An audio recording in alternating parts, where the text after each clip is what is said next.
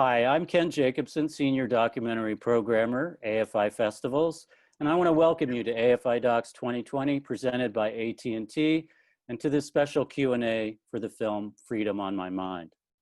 First, I want to thank our supporters of the festival, our presenting sponsor, AT&T, the Corporation for Public Broadcasting, our AFI members, and you, our audience. We're here today with the filmmakers from Freedom on My Mind, one of 3 films featured in our Cinema's Legacy section. Just a brief word about that section. Presenting beloved classics and forgotten treasures, this year's AFI DOCS edition of Cinema's Legacy focuses on the fight for full participation and access to our country's political system. All of these films are available for viewing throughout the festival. Just want to take a minute to introduce the film and then introduce our 2 filmmakers. Freedom on My Mind had its world premiere at the 1994 Sundance Film Festival, where it was awarded the Sundance Grand Jury Prize. It was later nominated for an Academy Award for Best Documentary Feature. We're thrilled today to be joined by the producers and directors of the film, Connie Field and Marilyn Mulford. Connie Field is an Emmy-winning and Academy Award-nominated director whose films include Al Helm, Martin Luther King in Palestine, Have You Heard from Johannesburg, Freedom on My Mind, The Life and Times of Rosie the Riveter, Salud, and The Whistleblower of My Lai. Her films have been shown all over the world, earning numerous awards, including the Sundance Grand Jury Prize, IDA Best Series, and IDA Best Feature Documentary. Marilyn Mulford is an Academy Award nominated director whose films include Archaeology of Memory, Via Grimaldi, Freedom on My Mind, Chicano Park, and Janie's Jane. We're thrilled to have you both with us today. Welcome, Connie and Marilyn, and thanks for joining us. Thank you for having us. Great. So, folks in our audience most likely will have just seen or recently seen Freedom on My Mind. Some folks may not have seen it yet, but will hopefully get a chance to before the end of the festival. And, you know, this film, as I mentioned, premiered in 1994. So it's been about 25 years since its premiere. And I wanted to go back to the beginning and ask both of you, you know, rewatching this film, my sense is that maybe the film was made in response to something. I was wondering if you were, when you made this film, you were responding to the way perhaps history was taught up to that time, the kinds of events and people who were sort of deemed historically important and worthy of historical, you know, being part of the historical record. You know, what kind of gave rise to the making of this film? Well, actually, certainly the perspective of having history told by the people who lived it is something that we've both been involved with. And so that sort of chose how you chose to tell a story. But the real thing that started this was that when I was young, when my first serious boyfriend was in SNCC and was down in Mississippi in the summer of 1964. So ever since I was 19, I'd been hearing stories about what happened there. And I was always fascinated with it because it seemed to be, you know, the civil rights movement is really the base of all the other movements that happened throughout the 60s and the 70s. And when I walked into the movement, it was the anti-war movement, but we could feel that we came from, you know, the same ground that the civil rights movement came from. And in fact, it was a very important part of, I think, all our lives, even though we didn't participate directly in it. So it was really that impetus that did that. And the fact that Eyes on the Prize was made because this was begun shortly after Eyes on the Prize. So they had done a wonderfully complete history. So I felt it, timing wise, it was appropriate to do a film about Freedom Summer, which is white and Black people working together. Mm-hmm. And Marilyn, did you want to add something to that or talk about, you know, your approach to the subject matter?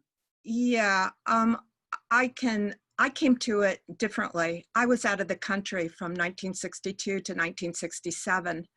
And so I learned more about what was going on in Europe and politically about Vietnam and the civil rights movement. I grew up in the Midwest and hadn't heard a whole lot about it, actually. And so years later, when I came back to the States. I was involved politically. I had always heard about the civil rights movement, but didn't know the history of it well. So Connie actually started this as a feature film. She wanted to make a feature film. When she decided to do a documentary, she asked me and Marilyn Riggs, actually, who for other reasons couldn't continue, to come on board. And I was excited to learn the history and meet the people that were involved, that I had heard about now, but was not part of. And what was your starting point for making the film? Was it, did you do some pre-interviews? Did you just take an exploratory trip to Mississippi? What kind of kick-started the film and got you going? Well, the film had been started as a feature, and I'd already gotten a grant from the NEH to develop it as a feature film. And but I wanted to make a story that was told from 3 different points of view, and I couldn't find a writer who could write that. So it was actually very, very frustrating. And so, as Marilyn said, once I decided to turn it into a documentary, I asked her to come work with me on it. And there was a lot of things that were collected for the feature, but all the sort of exploring of final, except for a couple of the final people to be in the film, and certainly all the work we did exploring the archival was, a very, very big job. And we first went to Boston, where John Ells, who had worked on Eyes on the Prize, had arranged for us to actually look at all their archival footage, which we did, right, Marilyn, for weeks, Yeah. Wasn't it? Months. Well, at least a month. We were there during the earthquake, even out here. We missed the San Francisco earthquake. Right. We were But there. yeah, we went every day. They set us up on a steamback. We went every day, and Connie and I were talking about this earlier. We filmed the stuff we wanted to use on a 8mm camera, so we'd know what it was, and they gave us access, and then we filmed the cards with the numbers so that we'd know how to get back to it. And then we went to New York and spent weeks there. And then we went to DC and to the Smithsonian and did archival research there. So did your archival research process then precede the interviewing process, or happen alongside it? It happened alongside it. It didn't precede it. I mean, Yeah. it was, some of it happened, before. The Eyes on the Prize archive, which was a tremendous gift for us, because remember, we were working in 16mm film, and doing archival work under those conditions very, very different than today. It's very expensive and very time consuming, and they really, by allowing us to look at their footage, we then used the footage we shot in our editing process. So we only had to buy from the archival houses things we knew that were mostly going to be in the film. So it was, very important to us. So that we did first, but we also, didn't we go down to Mississippi on that trip? We did. On which trip? The same trip that we went to Boston, because remember, we were gone for over a month. Yeah. So we went to Mississippi, and then we came up to Boston. Right. Our preliminary, not filming the interviews, but searching for the Mississippi SNCC people that were going to be the people that we Right. used. So I wanted to focus a lot on that. So I'm curious, Bob Moses is obviously, a central, if not the central figure in this story. There are other central figures as well, but was he your initial through point for these stories? When did you approach Bob, and how did you, decide you wanted to use him in the movie? And then, there are these extraordinary interviews with people from Mississippi who provided really, probably the most memorable moments in the film. And I wanted you to, to talk a bit about them, because in many ways, this is their story. So, specifically, I'm thinking of like Elsie Dorsey and Andisha Ida Mae Holland and Curtis Hayes, among that group. Right. Right. No, for Bob, actually, we didn't approach him until we had approached the people in Mississippi. He had never given an interview at that time, and we heard that he didn't want to give interviews or even talk about it. So we went to Mississippi and we talked to a lot of folks down there, and that's where we met those people. Although Connie already knew about Andesha, I believe, but we met Curtis. Joe's interviews, because a lot of the people that we met in Mississippi, there was a guy, Joe Sensheimer, who he basically had all the interviews with all those people. And so we knew about who they were. And then we went down to meet them. And Marilyn, don't forget about Hardy Fry. Hardy was important. Oh, right. He was our not co-producer. He was an associate producer. Right. He put us in touch with people. A lot of folks did. And we had a really wonderful person that was helping us in Mississippi, Hollis Watkins. Well, Hollis was someone we were considering. Right, filming. Right, filming. And so we filmed a lot of people on video. And then we ended up deciding on who to be in it. We did, but not Andesha. We knew we wanted Andesha. We knew Moses. And the other sort of categories of people, we made choices. We made choices for the people of Mississippi. We made choices for the white students who came down. Right. And then the rest of the people like Joe Rao, et cetera, are historical characters who are part of it. Right. That's how that went. Mm-hmm. And what was it like for you? Neither of you is from Mississippi or the South, to go down and kind of live or relive this story with the people, who went through these events and in many cases still live there. On one hand, it was very strange. On another hand, the people were so helpful and open, and they made it easy for us in that respect. I had been in the South working on somebody else's film where we had brought down both African-American and white people to stay in a house, and the Ku Klux Klan had come out in front of that person's house. So I already was prepared for a lot of things, which for the most part, we didn't see. No, we did. And well, one thing that's important is we went through the movement. I mean, Hardy Fry had gone down to Mississippi during that time, and we knew through also connections that I had. So that's how we made our entrance to getting in touch with and contacting people. And the only time we ran into the horrors of what the South was when we brought Cleve Sellers down to Mississippi to film him. And we were in a restaurant, and Cleve always sat in a chair where he faced the door so he could be safe. And so we were having dinner with Cleve and Hollis Watkins, and a man came from the bar, a white man, slightly drunk, I think, wasn't he, Marilyn? Very drunk. And came up to Hollis and asked, "How are you doing, Mucky?" Right to his face.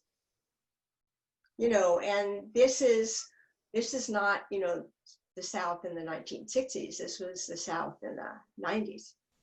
Yeah, we had wanted to take people to a nice restaurant, and they kept telling us, well, we could go to this chain or that chain. And Connie and I thought, no, we'll take you to a nicer place. And so we sort of investigated and found a place that we thought, they would be comfortable, and that was a nicer place. And that's what we ran into. They probably suspected already that we could run into problems there. So, this film is part of our Cinema's Legacy section. And, one of the things that I think is interesting to think about is, not just the time period depicted in the film, the 60s, but the period during which you made a film about the 60s, the 90s. So, now that it's about 25 years out from the time when you made the film, what were some of the challenges and I guess opportunities around, making a film in the 90s about the 60s? What was kind of the context out of which you were making the film and into which you were going to be putting the film for audiences to see? Well, one thing that you'd asked us about earlier that I don't think we answered was Bob and how we finally contacted him. I don't believe Bob would have talked to us if he hadn't known that the Mississippi people were participating. That was very important to him. And we did 2 interviews with him in over a 2-year period. And by the second year, it was much easier for him to talk about it. And so we got a much better interview. But it wasn't also because of us. It was really, Bob left the country at some point during the Black Power movement. And he went to Tanzania. And he taught school there. He taught math in Tanzania, and he wanted to become a Tanzanian citizen. But actually, Tanzania wouldn't allow that. I think during that time, a lot of African Americans were exploring Africa. And when he came back, which was shortly before we approached him, and we did a first interview with him, the next 2 years, he really spent time talking to people, rethinking what he'd been through. So in a way, he was like a different person the second time we interviewed him. And it was quite amazing. They were totally different interviews. Right. And that's the interview material we see in the finished film, or is it a combination? It's a tiny combination. There's a bit of it that's from his first interview, but the majority of it is from the second interview. Right. That digested, analyzed all the things that he so strongly presents in the film. And this was the first time he had sat down for a lengthy interview to talk about the events depicted in the movie. Yes. So. Yeah. That's what he said.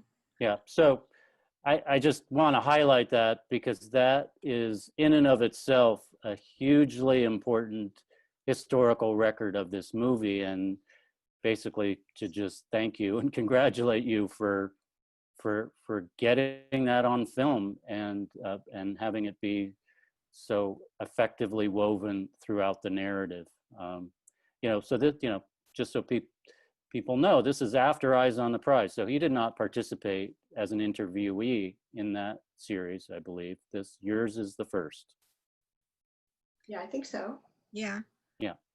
Yeah. And so you go ahead. well, also, it took a lot of conversations with him late at night. He would work all day and he'd say, okay, by 11:30 at night, which is unusual, he would be available for a phone conversation. And probably 6 of those happened where, long things he'd ask, questions about this and what's happening with this person. And he wanted to, he was, as Connie said, rethinking all these things. But he asked us, who have you talked to? What did they say? He really took a lot of time to think over what he was going to do. I mean, I think everybody was concerned that their story would be treated in a way that they would feel comfortable with. Right. Mm-hmm. I mean, I think one of the things that your film accomplishes is it democratizes the roles of people whose participation was critical for this movement to succeed in a way that we tend not to see done in historical works, whether they're documentaries or books. It's the great man version of history, right? So even though there is a great man here, Bob Moses, his story is integrated with and not given a primary, status above those of people like Elsie Dorsey and Andisha and Curtis. So I'm curious, I'm sure that was intentional in the way you constructed the film. So can you talk a bit about your editing process and maybe but this comes before editing. It's that, one of the things that we did, Marilyn and I were both part of what we called the movement. I mean, it's like it was everybody from people who were working against the war in Vietnam to people who were working in the Black community to etc. We all considered ourselves part of a movement. And as part of that movement, we actually read a lot. We had a lot of study groups. We learned a lot about history that was never taught us in schools. This is what got me interested in doing historical documentaries. It's because I found the new history I was learning that I wasn't taught meant so much to me and to all of us in terms of understanding how we can change the world. And so from that, I became very interested in history. That's why I did Rosie the Riveter. It's why there's this film. It's why Have You Heard from Johannesburg? And what we learned also during that time, because we knew that history was always told the great men make history. And we really believed that that was not the truth. And so an approach is, and it's also an oral history was starting to be used, like Studs Terkel came out with his oral history of the Depression and then World War II. And he influenced all of us. So this kind of film is what you call an oral history film. And it's a very different way of telling history than like Ken Burns does. We decided I don't use newspapermen, I don't use scholars. History is told from the people who lived it. And this is really what shapes and formulated this kind of telling of history. Right. And I want to add to that also the people we were filming, the movement we were filming, that was their identity. Bob never wanted to be seen as that kind of leader. He always put the other people first. And so we were walked into a situation where this was the way that they organized, the way that they felt, at least the leaders of that, the so-called leaders of that movement. They believed that everybody had an equal role in it. So I wanted to talk about the legacy, the multiple legacies of the film. So first of all, what would you say is the legacy of Freedom Summer and specifically of the Mississippi Freedom Democratic Party? The film starts out by saying part of what the legacy is that everybody felt disenfranchised and basically dropped out of the quote unquote system. And you have the Black Power movements, you have the anti-Vietnam movements, all outside of the government system, so to speak. So that was obviously one legacy of what happened. Well, part of that is also that historically, a lot of people think the War of the 60s started in 1968, but it really didn't with young people. It started in 1964. And it started in large part because that's when the disillusionment with who the Democrats and the liberals in our country were started at that point. And that really shaped the politics of the whole rest of the decade. So it was a really, really central point. And I think that, I mean, in terms of the legacy, there's many, many legacies to it. It shows you that, people change history, that you can, change the circumstances of your life. It also shows a legacy that unfortunately hasn't changed. And that is that we've yet to have a real major political party in this country that really answers and speaks to and is of the voice of everyday people, Right. which the people in Mississippi were. It's still a problem in our country. I mean, Marilyn and I just rewatched the film. We hadn't seen it in a long time. In fact, if she hadn't told me she was watching it, I'm not sure I would have done it, but then I went and watched it. And it's amazing how relevant it is today. The same issues that we have with the Democratic Party that were revealed then still exist today. And we really hope they get their act together, because we really have to win this next election. And understanding where they went wrong in 1964 will give them a good understanding of where they have to go now, because it's a lot the same issues. Right. It's incredibly timely. I would agree with you, especially, by the time people are watching this, we'll be heading toward the Democratic, convention. And it's hard not to hear echoes of 1964 in Atlantic City when we think about what's going to be happening this summer. I'm also curious about, your thoughts on the legacy of the film. I mean, it has been over 25 years now. What has the life of the film been since it premiered, and what do you see the film's role in history? Wow. Well, the film has continued. It's continually still in use. I mean, people still watch it. It still gets bought by educational, institutions, which in this country is a very, very big market for films, and also where films can live on for a very long time. We have it up on our Vimeo channel, and people watch it there. It hasn't died, which is very nice. And the other thing that I guess we both felt this, Marilyn, that it's hard, well, coming from us, it's a really well-made film. Indeed. It's really well made, and people should actually teach it in film classes, and kind of analyze how it's structured. We had a great editor, Michael Chandler, who's just absolutely brilliant, but it was also the conception of how you can conceive of a story. And it's a very complicated story, but it's put together very clearly. And didn't you feel that, Marilyn, when you were seeing it? No, definitely.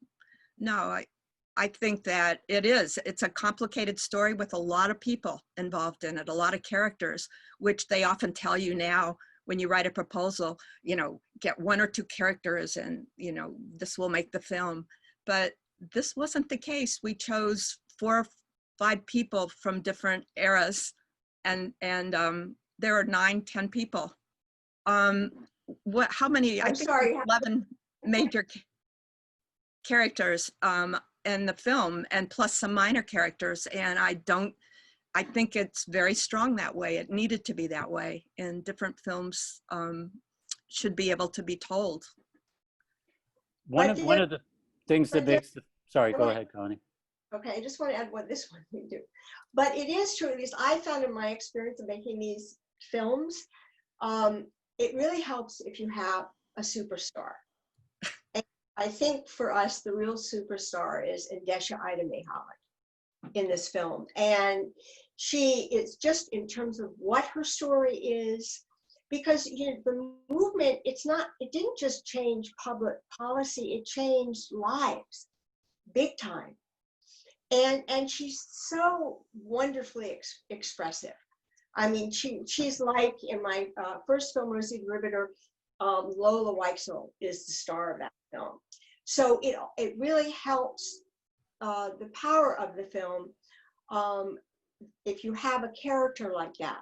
But then it only works if everybody else is also in their own way equally as good. Right. But it's a difference. She was very important to the film. Right. I couldn't agree more. She's an indelible character, and somebody who, thanks to your film, will live on forever. We probably have we just have time for one more, and I would be remiss in not bringing up the music, because I think you did a terrific job, and your editors did a terrific job in incorporating such a wide array of great music and music that was germane to the movement and central to the movement.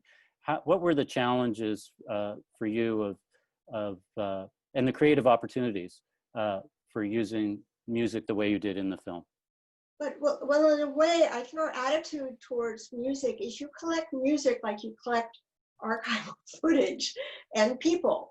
I mean, it becomes another character you're out exploring as you explore all those other elements. And the same thing was true for this film. So we collected civil rights songs from all over, and also all songs from Mississippi, all kinds of things. And that were always going to be part of the film. And really, I'd say almost all of it, right, Marilyn? It's all original songs, all of it, right? Yeah. I think so. Yeah. Yeah. Actually used. Right. No, and music was so important to that movement that you couldn't have that movement without music. They really went together. So we always intended that. Well, you did a great job with the music and with the editing and with the directing and the producing and the writing. It's truly a classic, and we're really proud to be able to include it in our Cinema's Legacy selection of 3 films this year. I'm sure people will definitely think a lot about contemporary current events when they see your film. And congratulations and thank you so much. Well, and thank you guys for showing it. We appreciate it. Yeah, we do. And for us to go back and see it again, which I'm really happy that I did. And just by way of going out, I would urge people to go ahead and check out our other 2 films in the Cinema's Legacy section, which are also screening throughout the festival. And thank you so much for joining us. Thank you. Yeah.